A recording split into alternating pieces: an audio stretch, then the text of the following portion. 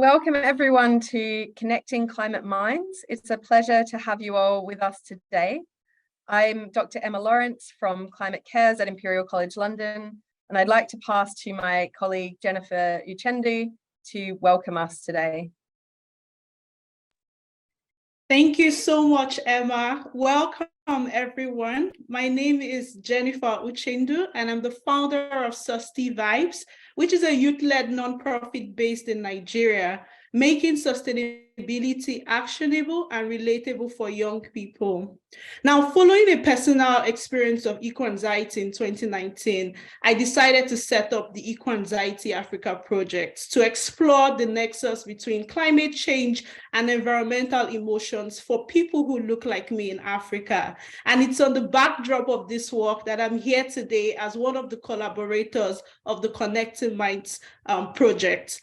Now, today we have a diverse list of participants joining us from all over the world. We're so excited to see that over 40% of the people who registered are not present in Europe and North America. So this is truly diverse and inclusive, and I really welcome you. So whether you're someone who's a researcher, passionate about the nexus of climate change and mental health, or you're someone who's new to this work and really looking to support and be part of this effort, you're welcome. We're so excited, to have you here today and to tell you more about this project. Today, I'll be co-chairing this event alongside my very senior colleague, Professor Sir David Nabarro, and I'll hand over to him. Thank you.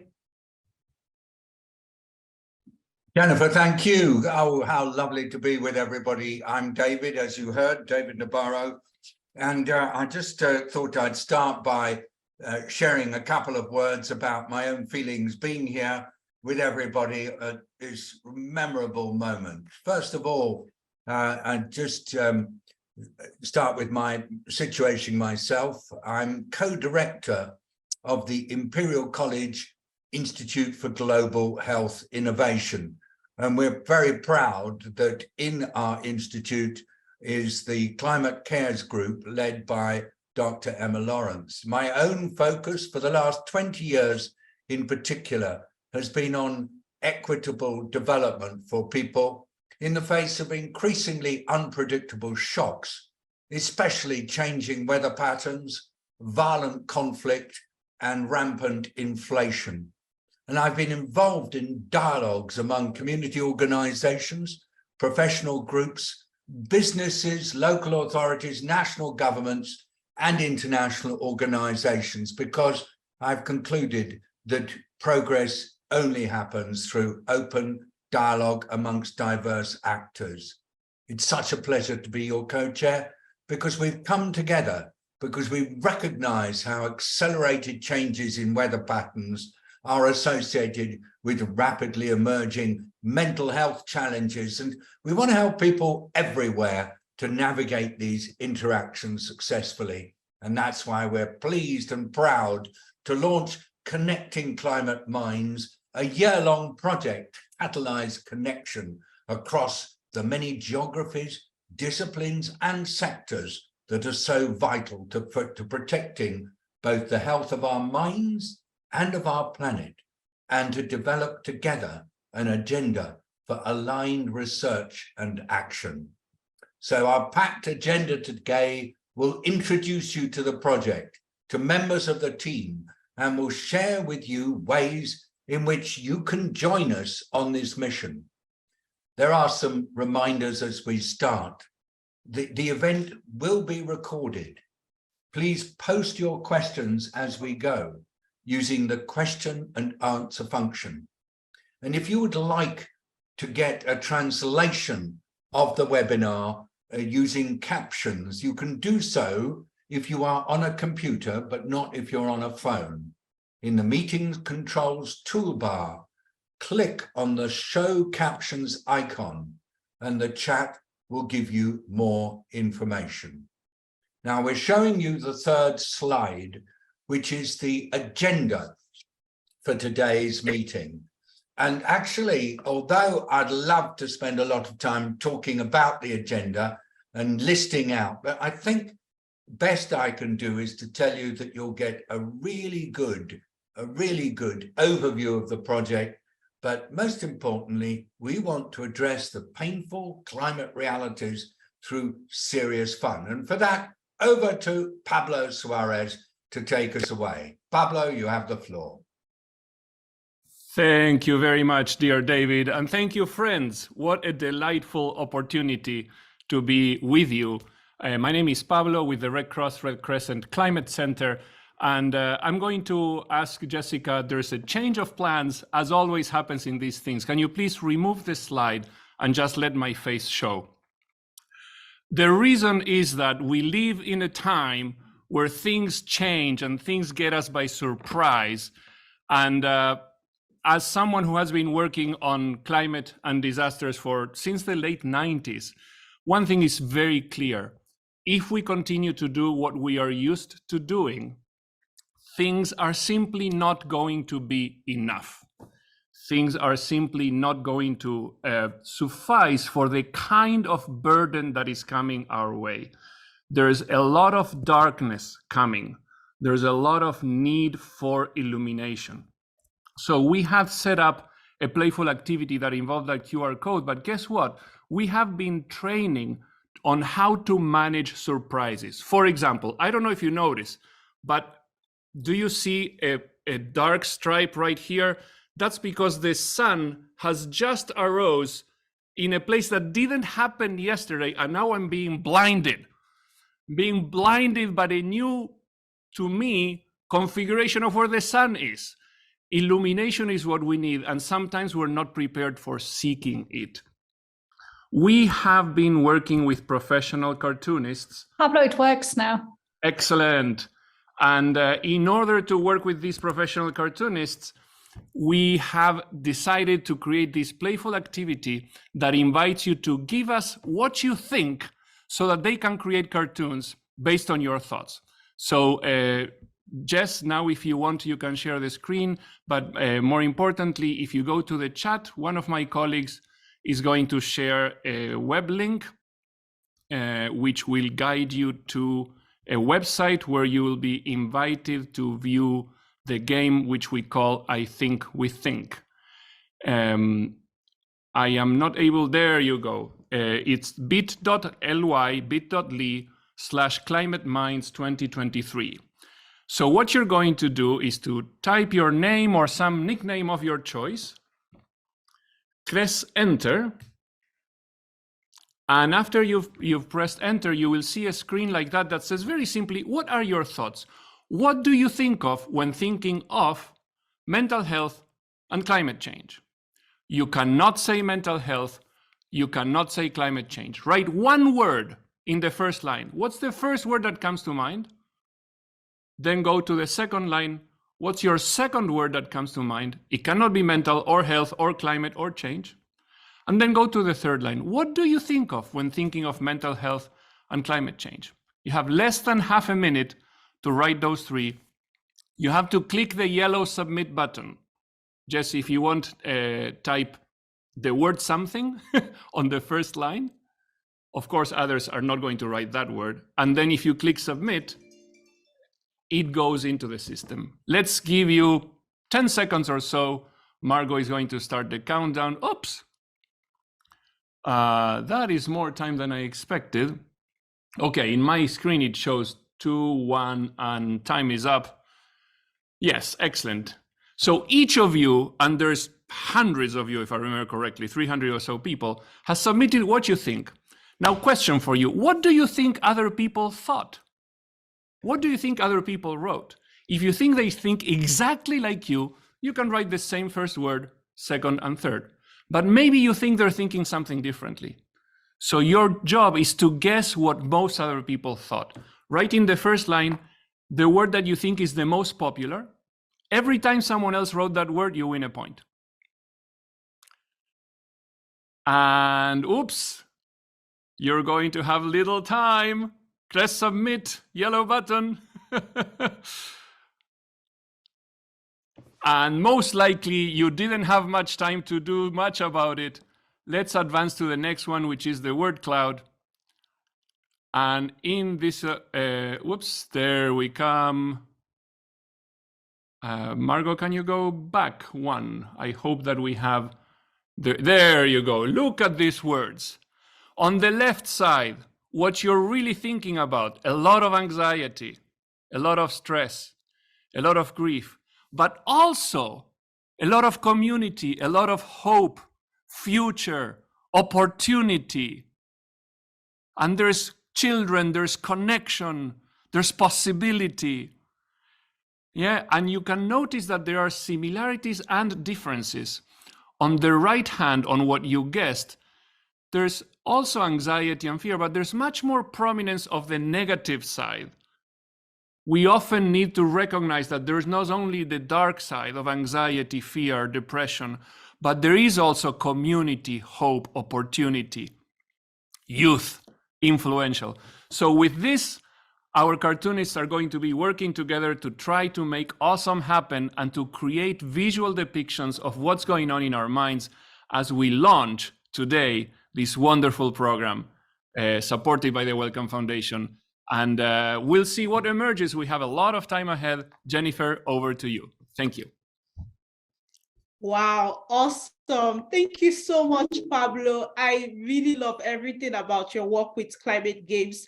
So much for us to learn, in terms of how we feel and think about these intersecting issues. I love the words community, hope, and opportunity. It's everything that this project is all about. And to tell us more, I would like to introduce Dr. Emma Lawrence, Jess Newberry, and Dr. Omnia from the Climate Cares team at Imperial College London, who will be providing us with an overview of the Connecting Climate Minds project. Over to you, team. Many thanks, Jennifer, David, and Pablo. We are now going to introduce more of this project, what we hope to achieve, and the details of how you can get involved. We have heard emergency rooms filling with unexpected numbers of people in mental health crisis as the thermometer pushed past 40 degrees Celsius last year in London. We've heard that a teenager in the Caribbean feared the next hurricane, now coming harder and more frequently, will once again have his lifeline to antipsychotic medications and mental health support cut. We've heard of farmers in India facing yet another failed crop due to a climate-related drought, and the despair bringing them to contemplate suicide. These are just some of the stories our team have heard, as the burden of climate change on people's lives and livelihoods mount, eroding their mental health. Many in our team have experienced these burdens firsthand, and many of us have made it our mission to support those who experience it firsthand. And many of you in the audience will have your own such stories that we want to learn from this year. As these experiences increasingly affect communities around the world, it is becoming recognized that the climate crisis is deeply intertwined with mental health. Climate change is a risk multiplier, destabilizing the conditions we need for good mental health by increasing temperatures and increasing the frequency and severity of extreme weather and climate events. And these flow-on impacts disrupting lives, livelihoods, and access to healthcare, and sometimes people's hope for the future. There is already evidence that the hazards of climate change risk increasing deaths by suicide, worsening experiences of mental health challenges, and people living with mental health conditions can be more susceptible even to the physical health effects of climate change, such as the toll of higher temperatures. Burdens are uneven and deeply unjust, with people in poorer communities and those with previous experiences of mental health challenges more at risk. But climate action is also an opportunity multiplier. We have an opportunity to come together and ensure that climate action not only depends on, but can support the conditions for good mental health. As these impacts are increasingly felt, the climate and mental health field has been rapidly growing over the last years, and many of you I know on the call are already working in this space. We've seen in research that research explicitly working at the climate and mental health nexus is rapidly expanding. A 2021 review of the literature found that there was only 120 papers explicitly focused on climate and mental health in the time to that date, with the first only published in 2007.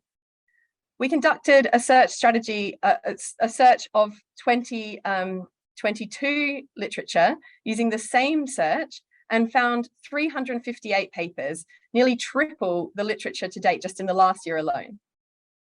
In policy and practice, we've also seen this increasing need recognised.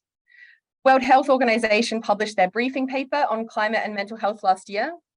And we've seen that the last two conferences of the parties on climate change, the biggest climate conference in the world, COP26 and COP27, featuring mental health conversations for the first time. We've also seen the 2022 reports of the Intergovernmental Panel on Climate Change, the IPCC, highlighting the evidence for how mental health is at risk and being affected by climate change, but also how climate action relies upon building the resilience of people and communities and giving them opportunities to participate, and that those opportunities can strengthen mental health. So with all this evidence and rising awareness, what's wrong or what's holding back this further unleashing of progress to meet what we know are mounting needs? There are still significant gaps in understanding the true costs of climate change on mental health and the true benefits and opportunities to act together for our climate and our minds. It is critical that the growing climate and mental health community are aligned, that we can connect and come together in an agenda for research and action, but we're currently still experiencing profound disconnection across geographies, disciplines, and sectors. In disconnection, an example is that we know there are great interventions. People are working already, many of you listening in, on interventions working with communities. But a scoping review of the literature last year found only a handful have made it into academic spaces, and we're not learning across the world from what's happening in other places. This means that there's unevenness and some duplication of efforts. For example, despite the burden falling in the majority of cases on low and middle income countries, the research is being conducted in high income settings. 77% of the literature in the 2021 review was conducted in high income contexts. There's also silos, so decisions being made on climate and on mental health happening in different disconnected and siloed spaces. And this is missing the opportunities for win-win approaches to both climate action and mental health support that benefit each other. So there is a strong need for connection and understanding how we can even the playing field, even the topics that we're focusing on, and ensure that we're supporting people who are experiencing these challenges, but also who have the solutions. So today, it is our great pleasure to announce the launch of Connecting Climate Minds, a year-long endeavour to catalyse this connection and bring together the wealth of expertise already represented on this call, and to welcome in people from new spaces who can bring in their insights and their methods and their data sets and their knowledge, and come together for this moment of great challenge, but also opportunity for humanity. We want the climate change and mental health community to be strongly connected with shared understandings and visions across diverse disciplines, and create a thriving global ecosystem better equipped to respond to barriers and opportunities. It is my great pleasure to now pass on to outline this vision more thoroughly to Omneya El-Omrani. Yes, so hello everyone, and we would love to share with you our vision for connecting climate minds. And first, we want to catalyze the connection across the climate change and the mental health field towards a more aligned vision and agenda, working inclusively and together with you. The second is that we want to identify the gaps and the opportunities both on the regional and the global level, whether either we have new evidence or the translation of the current knowledge could make the most difference for climate change and mental health. And we want to do this by bringing together the knowledge and the expertise that isn't always connected in creative ways. We want to listen to the people who have experienced mental health challenges and climate vulnerabilities, both their needs and their solutions. But we also want to connect what we know with what can be done by identifying the barriers to policy and practice, ensuring that the research and the insights are translated to change and real implementation on the ground.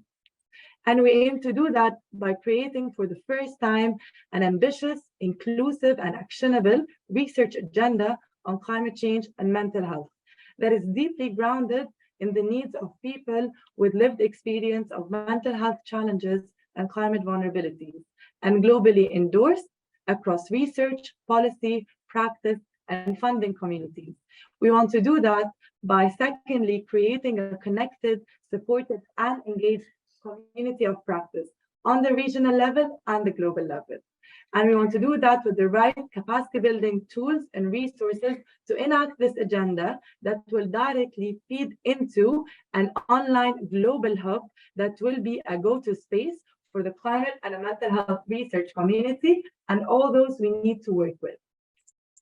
The outcome of our project is to first empower the regions, building 7 regional communities of practice that will hold their own regional dialogues that will inform the research agenda that has the regional perspectives, needs, and solutions embedded within. And we want to do that as well by listening to the frontline stories, collecting case studies, and also building capacity of the regional members. This will also be done with centering the needs and the experiences, as well as the voices of people with lived experience in the most vulnerable communities, by also creating 3 specific global thematic dialogues for youth, indigenous communities, and farming communities. We also want to synthesize the inputs and the insights coming from the regional and the people with the most vulnerable communities into the global research agenda, both looking into the research and the policy perspectives with open source toolkits, and finally, our global online hub. And to really present all the work of the year, we are going to do that in a global hybrid convening in Jamaica. The team that is leading this work, and really look forward to working with all of you.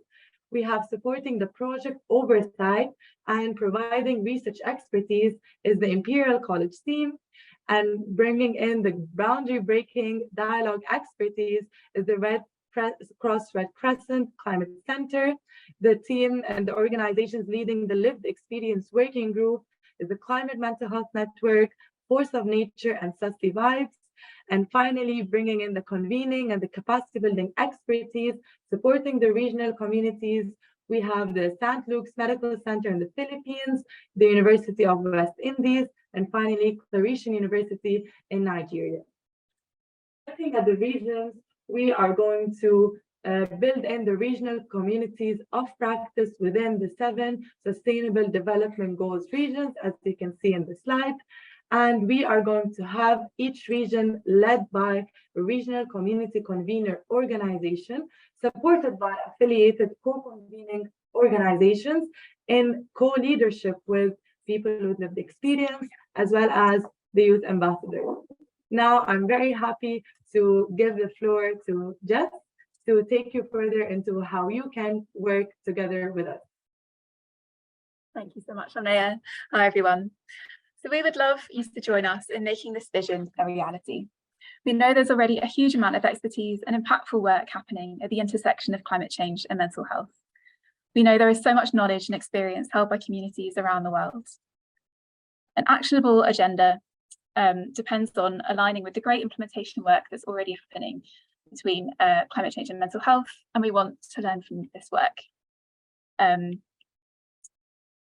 We also know that there are many types of expertise and fields that are needed to bring to this work, like examples of who this work is relevant to and how. You might be working in suicide prevention and need to consider how the risk of suicide is affected by rising temperatures and extreme heat. You might be an agriculture researcher and need to consider how the the mental health impacts of climate change and how climate mitigation and adaptation efforts are affecting farming communities. You might be working in climate change attribution, and this is a critical area of expertise that can be applied to help understand causality of climate change impacts to mental health. So it's only by coming together that we can enact this project's vision. Your involvement is crucial to the project's success, but we are also doing this project to be in service of the community in a way that informs future work and that creates a platform for existing work to be amplified and strengthened. Being involved in this project creates opportunities to help shape this research and action agenda in a way that is boundary breaking, that informs where climate change and mental health work goes now and into the future. This work brings opportunities to join regional communities, to learn from and connect with each other across disciplines and sectors, and to take part in capacity building and training, to inform the development of resources and access these resources through the global online hub, and to connect what we know with what can be done in policy and practice. So there are many practical ways that you can get involved in this work over the next year, to share your knowledge and experiences and help shape this agenda, and join a growing ecosystem in your region and globally.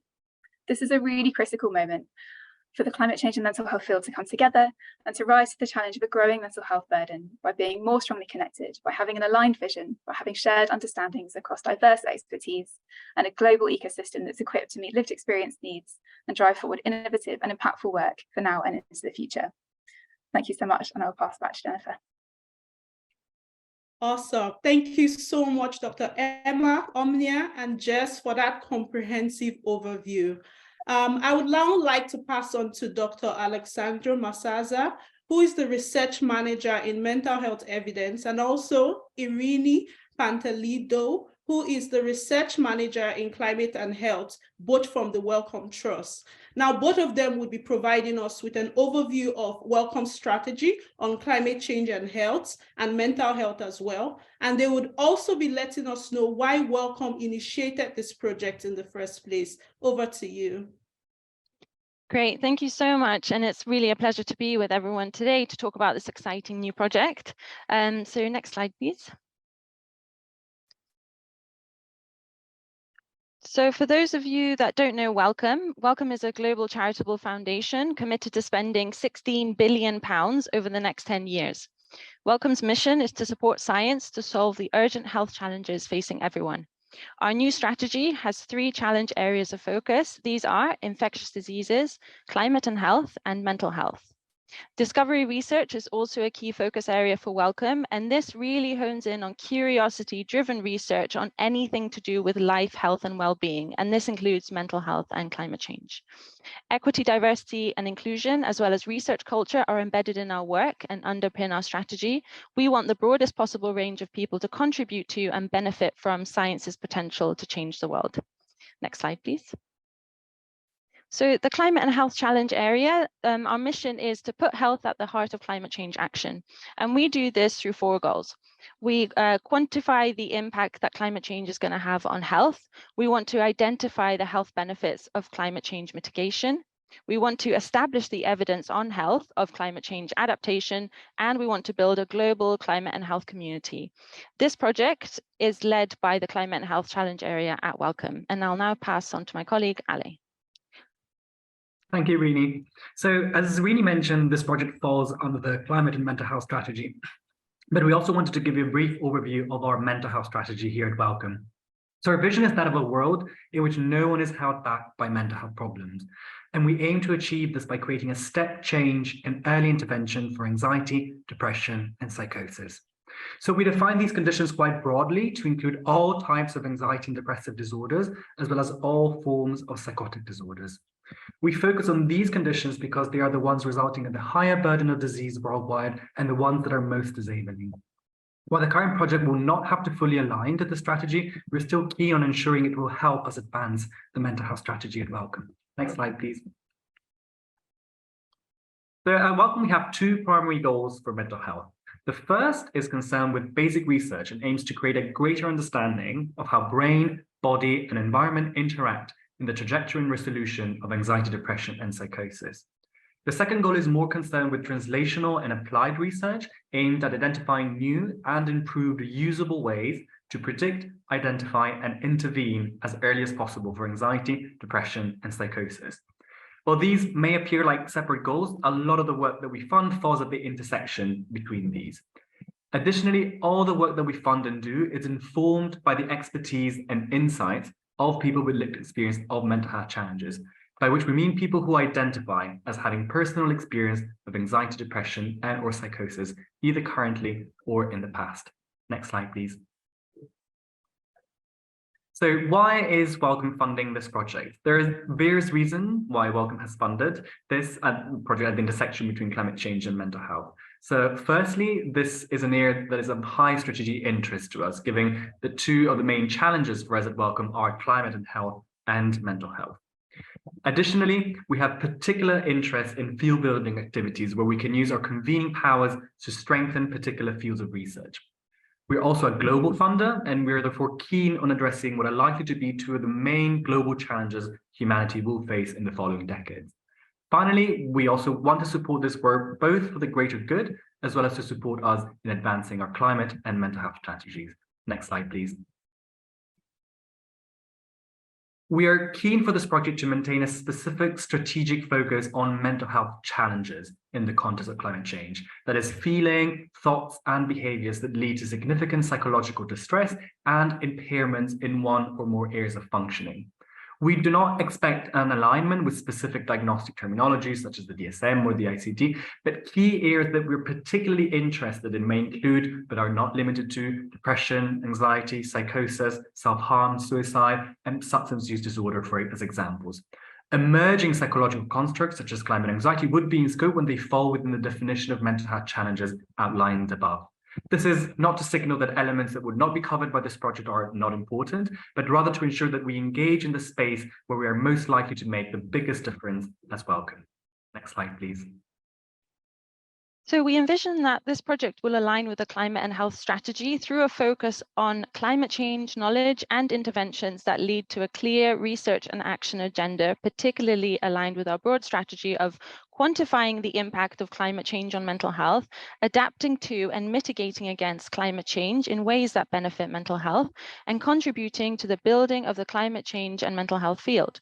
We envision that vulnerable populations and those most affected at this intersection of climate change and mental health will be the primary focus audience for this work. And our final slide, please.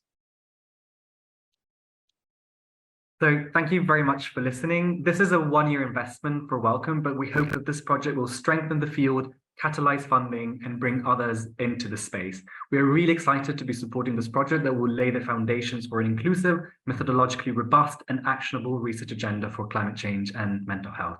And I'll pass over to Jennifer and David. Well, on behalf of all of us, what a big thank you for that very clear presentation from Ali, that's Alessandra Masaza, and Irene, that's Irene Pantalidou from the Wellcome Trust.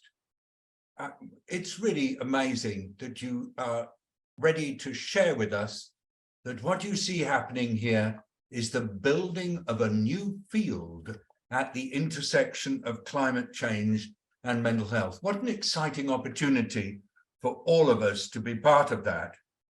And that's why I'm so pleased that joining us from all over the world, we're going to hear about the planned activities and ethos of the project from partners with expertise across lived experience, regional community building, boundary breaking engagement approaches, and climate research and policy, all elements for this field building exercise.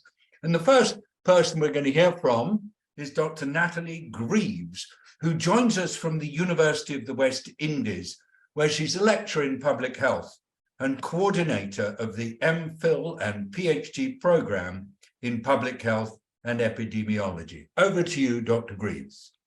Thank you very much, David, for that introduction, and good morning or good afternoon to everyone where you are. Truly excited to be here, and I'm here speaking on behalf of the Regional Community Development Group. Now, we are extremely excited to be part of this project, and in particular, I want to highlight the work of my colleagues from the Philippines. We've just met over the last 4 months, and we've become a family that we hope that all of us will become. So I want to say hello to Renzo from the Philippines, Dr. John Arura, Kenneth Yongabi from Cameroon by way of Nigeria, and Sandeep Maharaj in Trinidad. As you can get a feel of the global sense of this community. And this work is extremely important to us. It's extremely important to us to help to build and foster a community that will help to build strong methodology. And as regional health, as the regional development group in particular, We've been looking at inclusive ways that we could build this work. We've been looking at ways in which we can empower communities to build capacity. And more importantly, we want to say that as experts in our various fields, we bring expertise in qualitative methodology, psychology, climate health. We are here really to support you. And as you would have picked up, we are very passionate about this work. For many of us, including myself, it's a very personal work. You can see I put on my island colors this morning, and as an island girl, we are literally feeling the climate crisis. We don't speak about climate change. So for some people, it's theoretical, you know, the talk of beach erosion or inundation or cyclones. That's not a myth for us, that's a reality. So this work is actually quite urgent, and we are really hoping that you don't walk away from this webinar, that you actually sign up, that you think about and actively think about how you can engage. And I just want to hand over to some of my other colleagues to just continue to share how you can actively become involved. So look in the chat for the various links, sign up, and start thinking about who in your particular region can actually join what we hope will be a game-changing movement from today onwards over the next year. So thanks, and looking forward to engaging with you in the Q&A. Thank you very much indeed, Natalie Greaves. And you can see straight away, she says it's real, it is urgent, and she's talking from the perspective of her own home and island. And now we go to Leon Zeitz. He is co-founder of the Climate and Mental Health Network based in the United States of America. Leon, your 2 minutes start now. Hi, everyone. It's a pleasure to be here, and I'm representing the Lived Experience Working Group, and also am here as someone who lives with mental health challenges and have experienced therapeutic treatment throughout my life. This work comes from a deep place of love for the planet and all it holds, especially people navigating mental health challenges. And I think that's why many of us in the Lived Experience Group are there in doing the work we do. Our Lived Experience team includes members from Susty Vibes in Nigeria, the Climate Mental Health Network in the US, and Force of Nature in the UK, all bringing wider networks of people with lived experience at the intersection of climate and mental health together for this project. Over the last months, we have been working to center lived experience voices and leadership while holding the complexity of these topics in our hearts and minds, incorporating decolonial, participatory, relational, and trauma-informed methods of practice into our plans. Importantly, history has shown us that without lived experience integration across the board, projects of this scale and ambition can re-marginalize and minimize the lived realities and expertise of populations they aim to serve. Indeed, as much as there is to learn, there is lots to unlearn in how we implement this work. In the context of climate change and mental health, we recognize lived experience as a multi-layered emergent area of work that must be addressed inclusively, with particular attention to how the environment, culture, and health are interconnected. Culture can influence how people think about what constitute illness and well-being for themselves and others.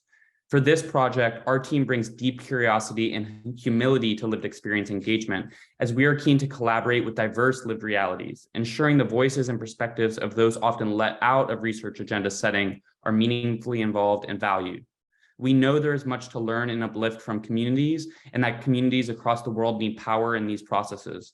As we grapple with the many questions about how to do this ethically and meaningfully, we really just invite everyone interested to join and share in how to do this, because we are learning and we're trying to navigate it with humility to do it in the best way possible. Thank you.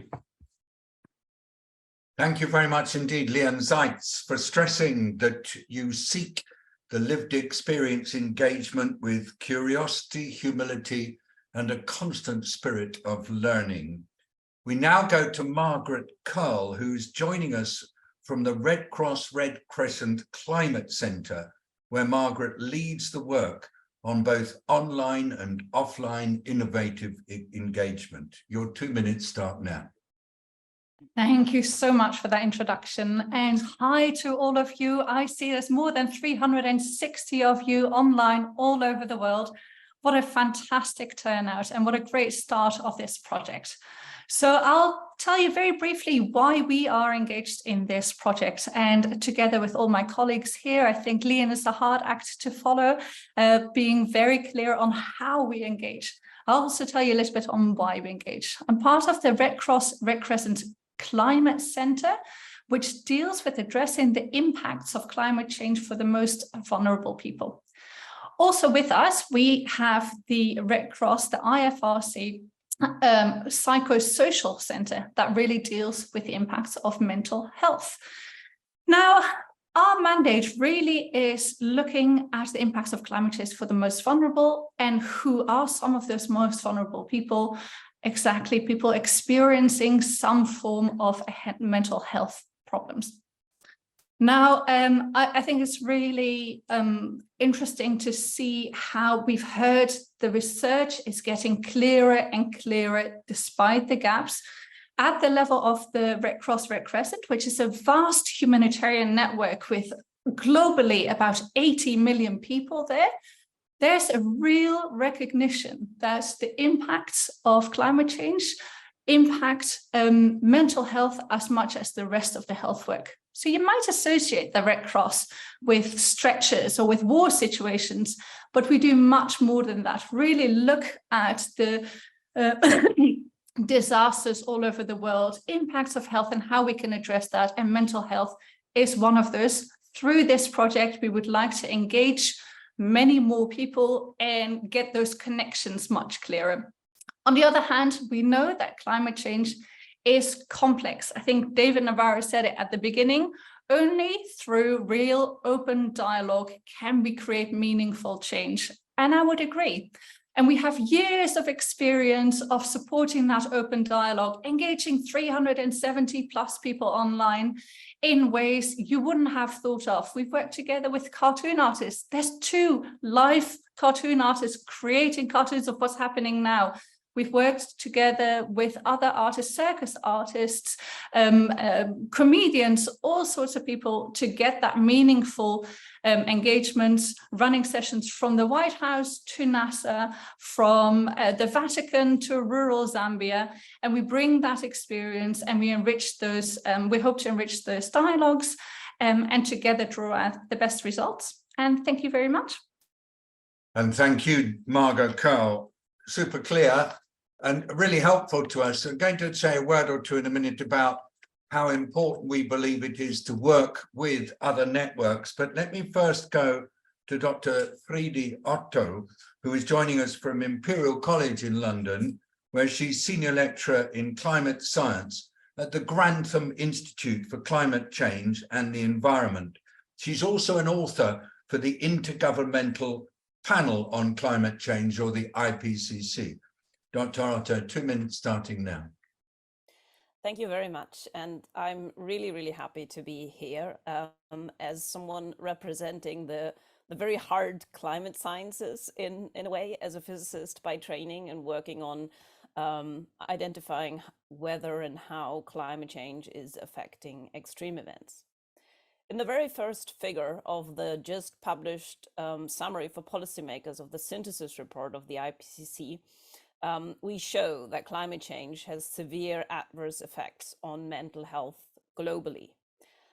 So we know this, and the evidence has really strengthened this in general, but the evidence that this is based on is still based on many case studies only, and comes from some regions, but not all regions in the world. And we know that extreme events are playing a crucial role, including through trauma, but there are lots and lots of open research questions still.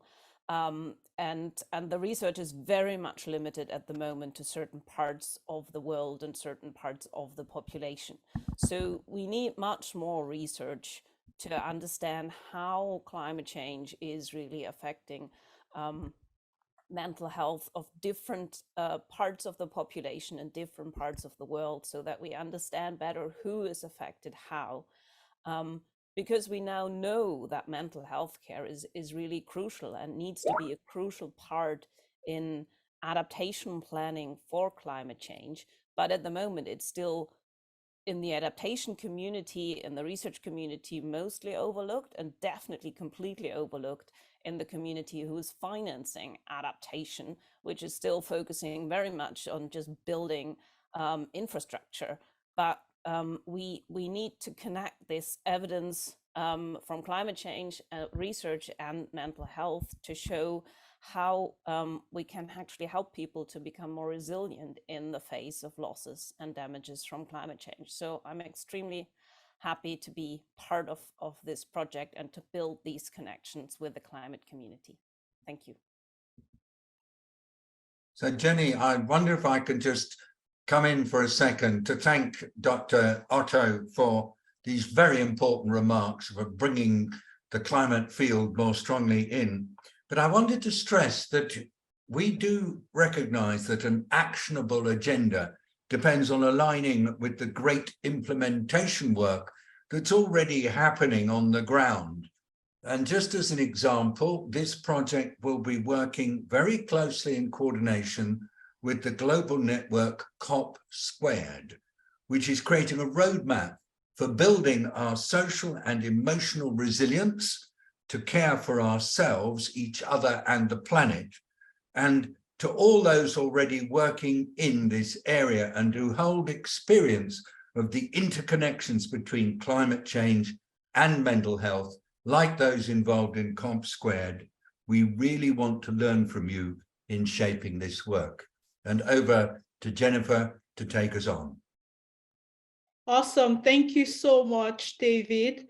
We're going to join a very exciting side of this session. This is the part where we have to talk about questions and answers, but more importantly, to deep dive on some of the incredible insights from our panelists who did such an amazing job in explaining what this year-long project will be all about. Now, if you have a question or a comment, please post them in the Q&A session. We are working really hard to get them across to our panelists and also to respond to them.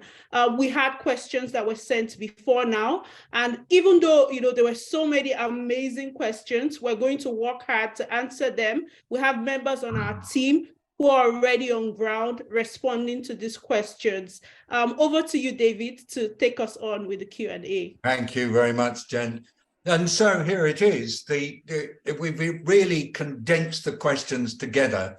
And I'm going to give you the first one, which has come out from a lot of people. How will lived experience communities be engaged in this project so that everybody can learn from the challenges they face and also from their wisdom and their solutions? How will you work with and hear from people who may be vulnerable to mental health challenges in the context of climate change, but do not have access to the internet? What are the opportunities to hear from indigenous communities across the world in this area? Well, we've asked Leon, Jennifer, and others perhaps to come in with answers, but because we're a bit tight for time, perhaps Leon, you could just give us your view on this. Yeah, thank you for that question. It's so important, and I would say it's a never-ending, intense process of always trying to do more, because we know that we can never actually have enough of lived experience engagement in these types of efforts that are over-dominated by research communities. So as the lived experience working team, we're striving in all ways of the project to drive lived experience voice.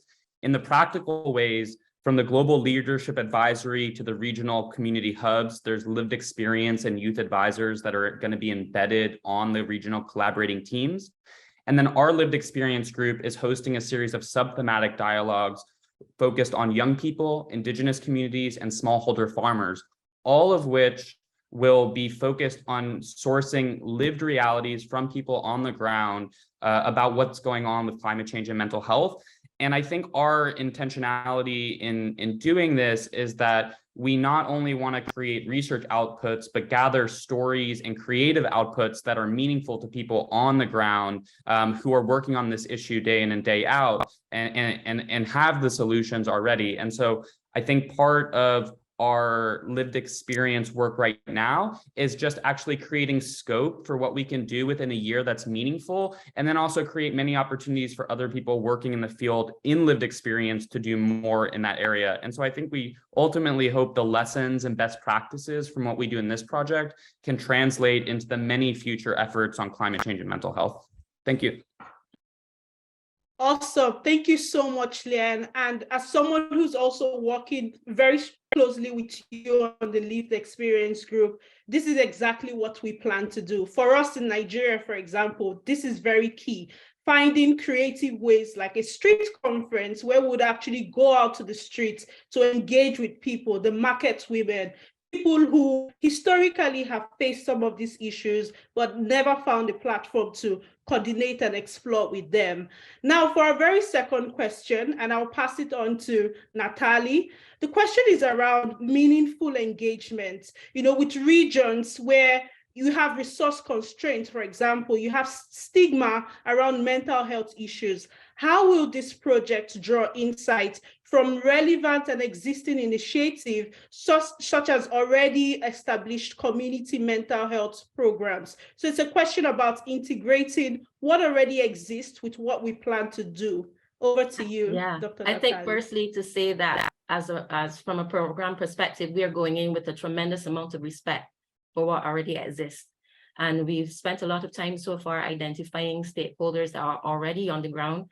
We know about the importance of community leaders, especially, and for persons who actually have a feel of the landscape and know the ways in which we can culturally, appropriately, and relevantly engage. I think one of the things that's extremely important to us is to also build capacity. So the way how the project is organized, there's a local convener who then works with local stakeholders who also then works. So it's very much a hub and spoke mechanism where there's empowerment all the way through. I think I think it came up before. So we already have in mind resources that we may need to bring in, but resources that we may also need to magnify. So whether that's IT technology or translation services, etc. So I think one of the things that has really helped this project is because we are already diverse in the group that has been thinking about this. We've been able to respectfully think about it. And I think just to say that one of the things we want to do is to very much alter the methodology of community engagement. Yeah. I think we think about action research, etc., but we are very much thinking to alter this methodology in a respectful way. I'm hoping that that helps. So I would say the take home is respect, empowerment, and changing ways and things of doing things iteratively. Absolutely. Identifying what is already on the ground. I hope that helps. Absolutely. Okay, thank you. Wonderful. You're welcome. Now, we're super tight, but I've got one more question that I'm absolutely determined to see if we can get an answer to it, because it's so important. Here's the question. How will we link the research agenda meaningfully to policy and practice, including both for the climate community and the mental health policy community, as well as communities involved in emergency responses and clinical practice? And how is a lack of awareness, evidence, or indeed the habit we have of decision-making in silos going to hold back climate action? And how are we going to overcome that so that we have a win-win outcome for mental health? Indeed, there's a lot we've got to do to get the two sides to come together and to motivate each other. I thought I'd ask Freddie to comment on this question that we've got from people saying, what can we do to make sure that the connections between the climate change communities and the mental health communities really do hum and buzz? Freddie, please. Well, that's a very big question for having 1 minute to answer. But I think just to give a quick example of where this was really where this is really a problem at the moment. So I said at the beginning that the first figure of the IPCC synthesis report shows that mental health is adversely affected globally. But we've had to fight very, very hard for this figure to actually stay there, because we only had evidence from how climate change affects mental health for certain regions in the world, but not all of them. And so policymakers use that as an excuse that, oh, we actually don't know enough, and so we don't need to do much. And I think this is something where what we can really change is that we can build these networks across all the regions, and we can And another thing that we can do and will, and that we are already doing with the Red Cross, is that when extreme weather events happen and the question about the role of climate change is asked, we can not just answer about the hazard and how climate change made it more likely, but we can also say how this affects people and put that in the focus in our scientific research and in our scientific communication. And I think that's one of the really important things we can do, because that will then lead to evidence that can be used in the next IPCC report. And then there is just no hiding of this information anymore. So I'll stop here.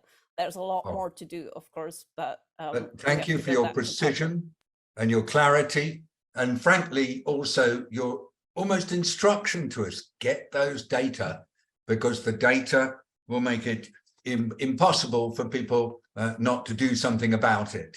Freddie, that's great. Now, look, we've really just come almost to the end of the first hour of this launch event. And so I'd really like to ask Pablo to come in again and provide us with a little bit more serious fun and provide a taster of what he's got in store for us for the next half hour of the launch. Over to you, Pablo. Thank you, David. And organizers, my video button doesn't allow to show my face. Maybe someone can push a button. I know that technology is smart, and sometimes it saves you all from seeing me. There we are. Hello again. So, over the past almost hour, our dear fellow cartoonists, Hamid Ham Khan and Eugenia Rojo, have been listening attentively and coming up with visual depictions of what they heard us say. I am very happy to report that they've created more than a dozen cartoons in real time. Here's one of them. Maybe organizers, if you want to pin me so the image appears bigger on the screen of the audience. This is what they portray as us feeling. We are thinking darkness in the horizon. Here's another one. Let me push that button. Stress management? I just deny climate change exists, as the threat becomes big and ominous and arriving. Now, a more unconventional approach, you know that in many cultures there's the depiction of death. Death talking to the psychiatrist or therapist. I don't know, it's getting pretty crazy out there. And that's what we know. We don't know how exactly or what mental health practitioners can do. But what this project offers and was depicted by the artist is that we need to bridge these two fields of climate change and mental health. It is an innovation. It can go wrong if we don't do the right thing, if we don't things appropriately, but we can do much more. So over the coming half hour, for those who choose to stay, we're going to visit these and more cartoons and have more interactive activities for those of us who continue to stay, to elicit ideas and to share potential way forward. To wrap up, back to you, David and Jennifer. Thank you so much, Pablo. I look forward to the next section. And I really, really want to thank everyone for joining and spending time with us. This project, as you've heard, is really grounded on lived experience realities, but also in curiosity and humility. And we've invited everyone to be part of this project and support us. Now, I want to reemphasize that the Connecting Climate Minds project is a call to connect, explore, and also create with other disciplines and sectors and geographies, and also to listen to live the experience. This year, and the entire time of this project, we're really going to be thinking hard on how to do this work grounded in equity and inclusivity. Thank you so much, and over to you, David.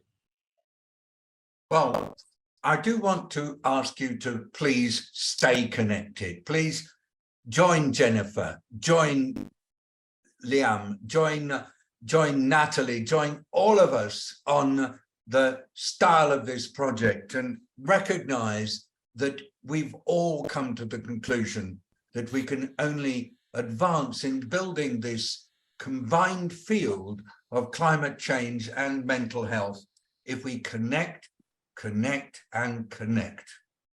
Now, in order to help you do that, I'd like to invite you to sign on at the connectingclimateminds.org website. This is the place where connections are being encouraged. And you've met Pablo Suarez. I want to tell you how honored and delighted we are that Pablo is not only here, but is ready to stay with us for the next half hour. And so all that rests for me to do is to join my fellow chair, Jennifer Chendu, and thank you so much for sparing time to be with us. Thank you for staying through the hour.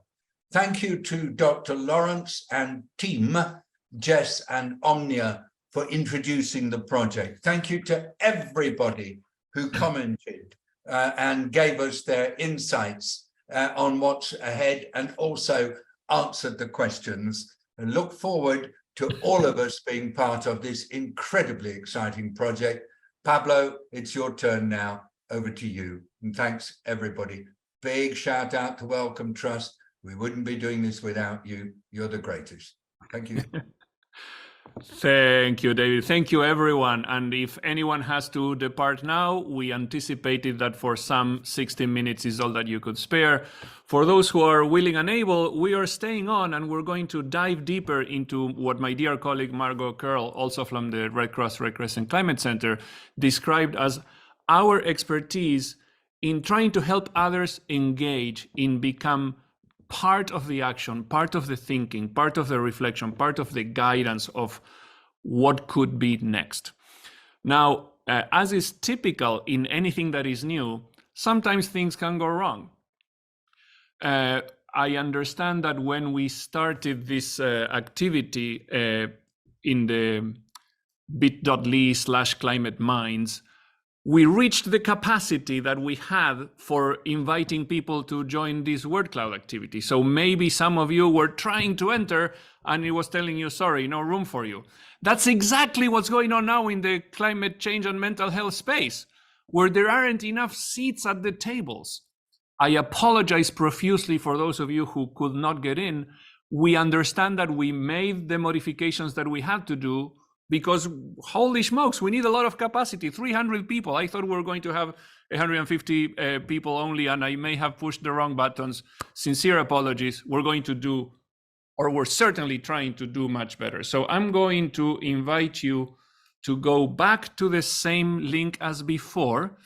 Maybe colleagues, I know it's the last thing in the chat, but if you can copy paste it again, not the one that was just copy pasted by Victoria, but if we can copy paste the bit.ly/climate minds. Let me see if I can do it. There we go. It's the same as before, bit.ly/climate minds 2023. If you go there, you may need to refresh if you're still seeing the word cloud. And it's inviting us to enter our display name. So you can stay anonymous, you can enter your real name, you can enter a nickname, whatever you want. When you click enter, each one of us is going to be offered one of about 20 cartoons that were created by Ham and Eugenia, who are joining us live. About a dozen of them were created today. While we were talking, they were listening and creating. About 5 of them were created in our previous event, internal with the Wellcome team. And about another 10 or so were created in between with some of their additional ideas. So as you can see, it's a very simple task. These are all drafts that can be tweaked, can be changed, can be improved based on your feedback. Think of yourself as an advisor to the professional humorists. Is this resonant with you? If so, say something positive. Is this confusing? If so, communicate it. Do you have any idea for how to improve it? Maybe change something about the wording or change something about the depictions. These are all drafts. These are all rough depictions in the making, and we're going to be able to turn about 4 of them into final actual cartoons that are going to be spread through this program. So let's give you about 3-4 minutes to go through them. You can skip if you don't like what you see. Otherwise, type a comment. Please remember to scroll down until you see the yellow button and click submit. Otherwise, your comment will not be registered. And then in about 4 minutes, we will see a taste of what people wrote. I'm going to go silent. I'm going to let you enjoy. Think of the music you love the most or the sound of nature as you view, enjoy, and annotate these cartoons. 4 minutes or so.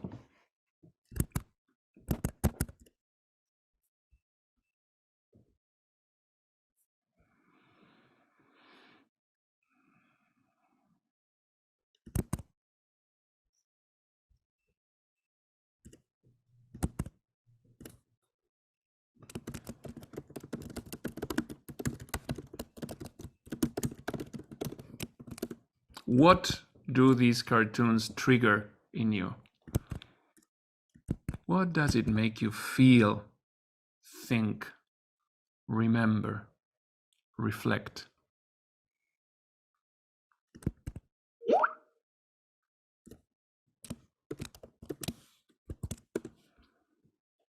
Like we did before, you are going to help us turn these visual ideas into something even better, something that helps us enable conversations.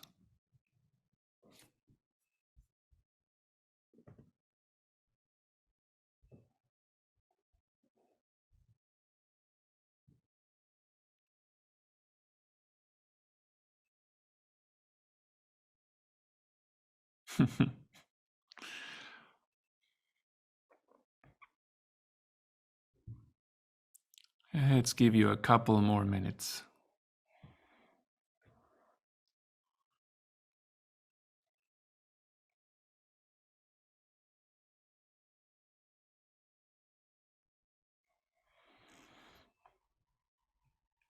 If you want, you can propose ideas on how these cartoons could be used in different contexts, in your work, in our publications, in our presentations, in our conversations with partners.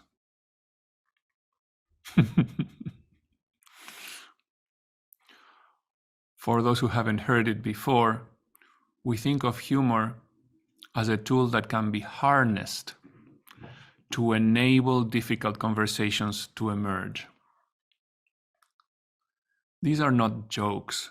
They're not intended to provoke laughter. They're intended to invite a new way of seeing, a new way of thinking, a new way of engaging.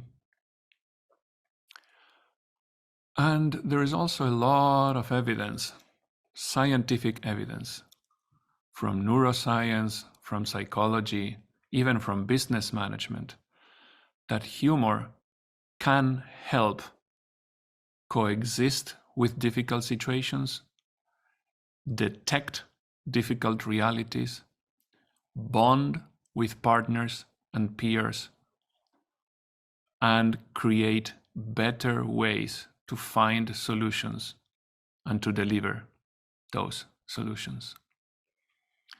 So about 1 minute left. When you see each of these cartoons, what do you think can be shared? What you write will be seen by others. You can think of it as a letter to the cartoonist, suggesting changes. You can think of it as a graffiti that will be seen by others.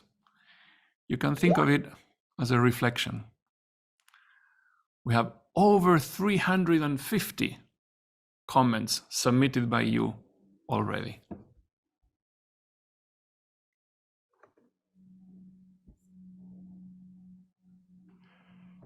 These cartoons are gems, are gifts from our colleagues Hamid Khan and Eugenia Rojo, who, by the way, are joining us from South America, from Argentina. Eugenia is Argentinian, Hamid Khan is a British, Pakistani, Brazilian. It's just like this project. There's such a wonderful diversity. Okay, let's invite you to wrap up the last comment. Let's give you 10 seconds or so. Finish typing, push the yellow button, submit, and we shall advance. Margot, at your convenience, let's give 5 seconds or so, and then you can advance all the way to the end, where we will have an opportunity to see all of the cartoons. Again, I think it's somewhere between 20 and 30. Thanks again, Ham and Eugenia, for your prolific work. And at the very end, here we are. You see each of the cartoons, and you see the comments on the side. The comments, if they don't fit in the screen, you can scroll. The first one, the first two were produced before, and there's many more. Look at that. So what's making you anxious? Thank you, friends. There's so much richness in your comments. We appreciate your candor. We appreciate your invitation to reflect, to consider, to emerge. We shall take note of all your comments, and we shall share them with the organizers, who then will see how we take this forward. And I trust that in the foreseeable future, we will see at least 4 of these cartoons turned into a final form, taking into consideration your feedback, refining the drawings, the depictions, and making them reach the rest of the world. So what we can do now is move on to the next activity. The next activity, my friends, is very different. What you've been doing so far was viewing cartoons. It was a space for viewing, for reflection, for opinion. But now we're going to rant. For those of you like me who have English as a second language, I didn't know what rant meant. A rant is a loud, strongly worded statement that communicates something angry. I am sure that if you showed up to this event, it's because you care about climate change and/or mental health. And like us, you notice that there's some things that are not working. So your task will be very simple. What do you think is annoying, infuriating, or wrong about climate change and mental health endeavors? In a moment, when my colleague Margot advances, you will see a little text box on the top, and your job is to type a rant. You have no choice. Whatever you type will become all caps. There you go. Start typing, start ranting. What's wrong? What's annoying? What's infuriating about how we're doing climate change and mental health? There you go. And as you type, you see what's going on. Inaction, major gaps, limited data. Yes, keep it coming. What else? It's not preventative. Nobody takes it seriously. What else? Keep it coming. Yes, you have 60 seconds. Where's the money? Yes, no funding. Capitalism, says someone. My goodness, so much going on. Keep it coming. What else? No regard for people. Oh, you have so much to say. Please keep it coming. What is wrong? What is annoying? What's infuriating about what's going on now? Climate change, mental health, they too need more. What? What's the story? Not being listened. It's treated as unimportant. Crazy humans. Yes, you have about 20 seconds. Keep it coming. Be fruitful. Lack of political commitment. Where's the radicalism? Not a priority. We need system change. What else? About 10 seconds. Oh my goodness, you're so prolific. Keep it coming. Whew. Yes. And 5 seconds to go. Oh my goodness, some are using very strong language. Thank you, my friends. Notice your heartbeat. Even if you were not typing, the force of your statements is very, very clear. We see the very last ones on the screen. We do not know how much of mental health problems are caused by climate change. Well, this project is going to help bring together the people who are asking that question and help answer those questions better and try to inform policy and action and so on. Crazy politics, turn it upside down. So what we're going to do now, as Margot advances us to the next screen, each one of you is now in your own screen. You're going to see about 8 randomly selected runs submitted most likely by someone else.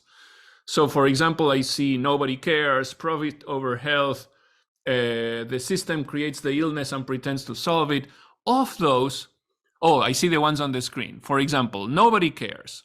Someone wrote nobody cares. If you click on that one, the one that resonates most with you, you see it appear on the top window.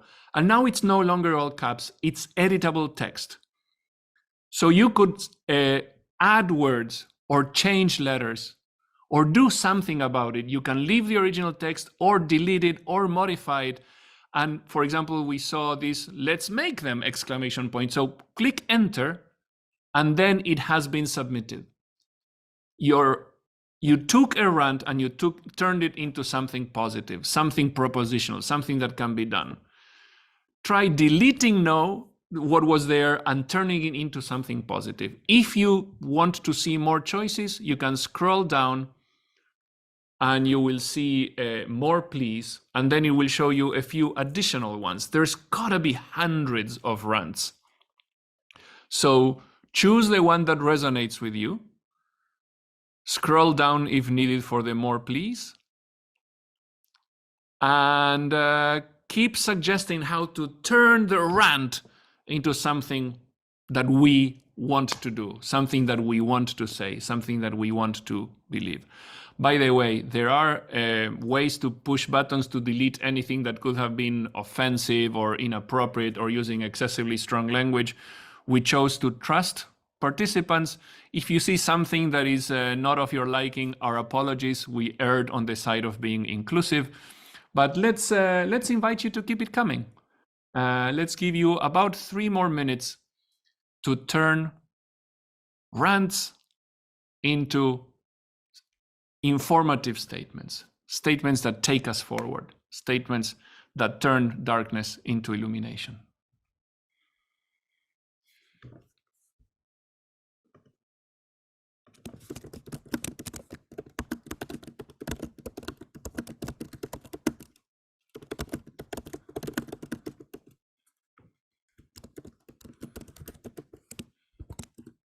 And keep it coming. A lot of comments coming and so much more to say.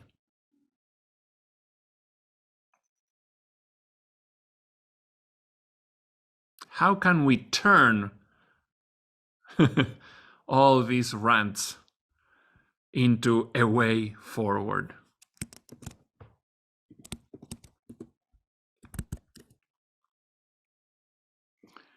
Let's give you 2 minutes or less.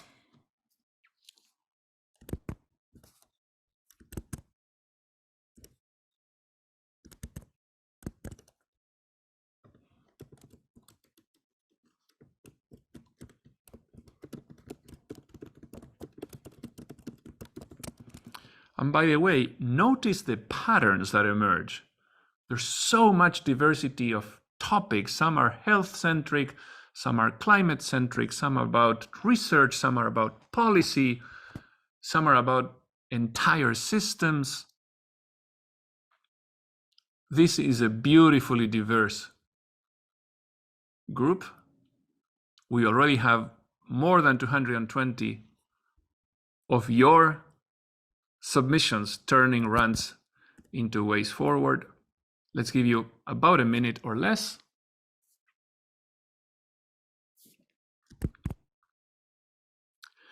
Thank you so much for your kindness,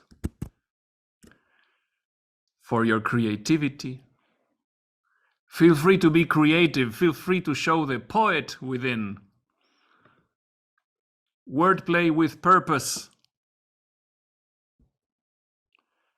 About half a minute.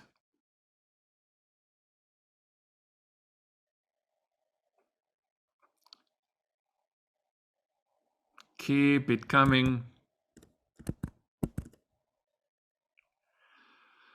And in about 10 seconds, my colleague Margot will advance us to the voting part, which is not about rewards. It's about bubbling up the things that we want others to see. So I am being offered one of the runs where the statement was turned into something else, and I can either vote it up if I want others to see it, or skip it if I'm indifferent to it, or vote down if I really don't want others to see it, if for whatever reason I don't agree. Please be discerning. Don't vote up everything. Don't skip everything. We want you to help us distinguish what we want to see more of, so that in a few moments we can get a taste of which were the most resonant submissions. Let's give you a couple of minutes.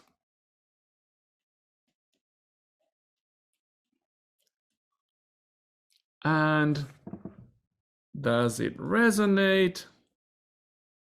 Very nice contributions.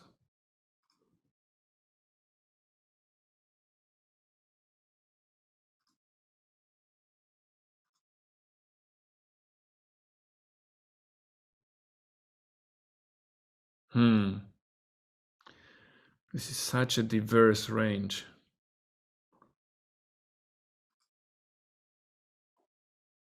Keep it coming. Let's give you about a minute and a half.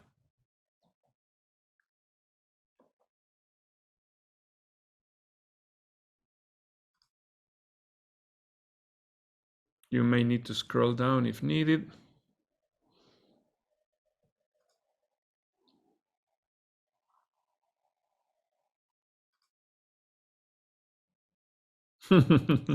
Nice. Keep it coming. Let's give you about half a minute.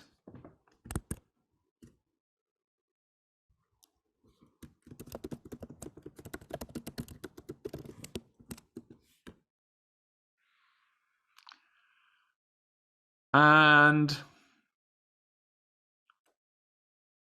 in about 10 seconds, my colleague Margot will advance us all the way to the end, where we will see everything. Thank you, Margot. We're going to get a taste of all the submissions ranked by the ones most resonant. And I don't know what's coming, so a big suspenseful moment. You have submitted so many that it's hard to tell what's going on. Margot, if you want, you can advance all the way to the final report. Thank you. It's loading because there were so many of you that the system is overloaded by so much energy from the rants and more. The most vulnerable should be included in decision making and protected more, says the top rant modification with 8 upvotes. We need to show people that the right initiatives for climate change and mental health can produce major financial benefits. Imagine a system that helps. Help is needed, help will be rewarded financially or otherwise. As humanitarians, we don't mind people making money, but we mind people suffering. Oversimplified will hold space for complexity. That's exactly what you have been doing when you submitted this rant, when you submitted your modifications, when you annotated those cartoons. You have really helped to expand the range of what's visible. Inaction turned into positive action as a result of reflection and sensing. The action we need. So many good things. Let's collaborate to prepare early. And this early applies all the way from sea level rise in the long term to when a hurricane is coming, maybe we have to activate those mental health practitioners to be able to help with the trauma that awaits, to help people be uplifted from a space of darkness. It's hard enough to have the powerful take mental health seriously, but there's continuous global pressure on the powerful to change this narrative. And we are here to help change narratives. I'm going to go silent for a moment so you can read at your own pace. I'll give you a minute to take a semblance of what's been happening. Look at that. Look at so many ideas that you have created, you dear participants. Denial is a form of grief. Let's help the grief. I love that. Wow. Global justice. I really like the diversity that emerged.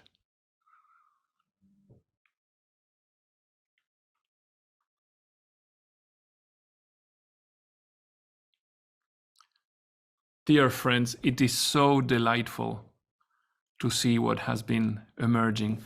I am going to go off script and I'm going to invite my dear collaborators from the project to feel free to react to any of these comments, either in the chat, in the Q&A, or if you feel like opening your microphone. We have 3 minutes to the end. So maybe, Emma, you want to feel free to have a few moments to wrap this up from the perspective of the way forward for the project.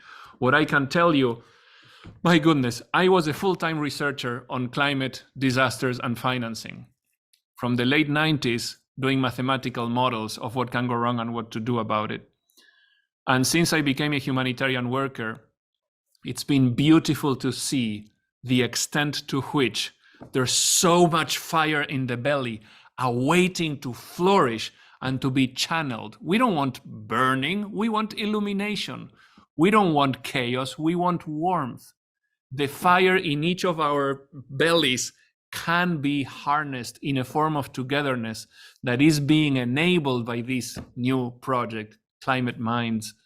And it's such a privilege as humanitarians from the Red Cross, Red Crescent Climate Center to be relating to so many of you, whether it's at the organizational level, at the funders level from Wellcome, or from so many participants. I think we still have 200 or so participants. This is very generous of you. My friends, this is wonderful. Emma, would you like to take the floor and make any remarks? Yeah, thank you so much, Pablo. So it's such a privilege just to hear from everyone in the room who are bringing in their experiences already to inform what we do going forward.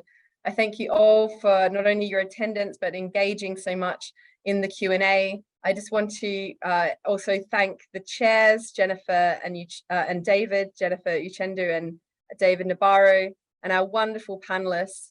Everyone present is bringing their own voice, their own expertise, coming from such a variety of backgrounds, but we know we cannot have this project Connecting Climate Minds without connecting with all of you, with the work that's already being done, with the needs that are so complex, as has been noted. We don't want to oversimplify at all the variation of experience, and hold space for that complexity and also that uncertainty of how we will work together. And to note that to do that is sometimes messy, is sometimes challenging, but we're wanting to hold space for that and to hold space for people to speak with their hearts, as we've seen today with the work of Pablo and his team, to be able to break the boundaries between us from different disciplines, from different sectors, from different geographies, as we know that it's only together and through fostering this connection that we can start to work in different ways that truly are interdisciplinary, that truly connect the evidence base and what we know with what can be done in policy and practice, that truly learn from both traditional wisdoms and science across different fields. And so that's really the heart of what we're trying to do, and we can only do it together with you. So please do join us. If you go to connectingclimateminds.org, you will be able to sign up to receive more information about how to get involved in various aspects of the project and to register your interest in being involved. And you can also sign up to the newsletter, which we will share at regular intervals, not wanting to overwhelm your inboxes, but we'll have more stories from people working around the world, as well as sharing in an ongoing way how you can be involved, how you can share what you're already doing, but also to learn and invite people who are new to this space in. We know even in the registrations, about half of you attending are already working in climate and mental health, and about half are coming who are very new to this space. And we really need everyone to come from, as Freddie says, whether it's from people coming from a climate background, from people working in mental health, or from people already in this nexus. So I just want to thank you so much again. I realize that we're at time, and to really invite you to join us. So I don't know if David or Jennifer, you'd like to say any final words, but just thank you so much to all. David. Just saying goodbye, thank you, and great to do this with Jenny, and every single person who contributed just helped to make this the kind of launch that we were really hoping for, one where we all sense that we're on the edge of something that is really going to be changing lives for a lot of people. Wonderful, thank you. Thanks, everyone. Bye.